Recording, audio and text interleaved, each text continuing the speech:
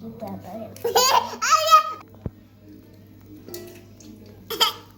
আজকে আবার মাছ ধরতে যাচ্ছি, আমি আর জাহিদ ভাই। এই যে সকালবেলা ফজরের নামাজের পরের পরিবেশ।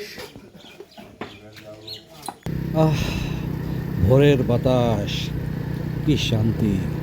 যারা সকালে ওঠে না তারা অবশ্য এই ভোরের বাতাসের শান্তি, আনন্দ এটা কখনোই বুঝবে না। সেই সাথে পাট জাগ দেওয়ার যেই গন্ধ, একদল হুজুর হেঁটে চলে গেল। এই যে দেখতে পাচ্ছেন আশেপাশের যে ডোবানালা পাট ভিজিয়ে রাখা হয়েছে, সেই গন্ধেই মাতোয়ারা এই পরিবেশ। মাছ ধরছি বসে বসে, কিন্তু আজকে মাছ ঠকানোর ধারাবাহিকতা ভালো না। এখানে বেসিক্যালি কই, টাকি, জিয়েল এই সমস্ত মাছগুলোই ওঠে।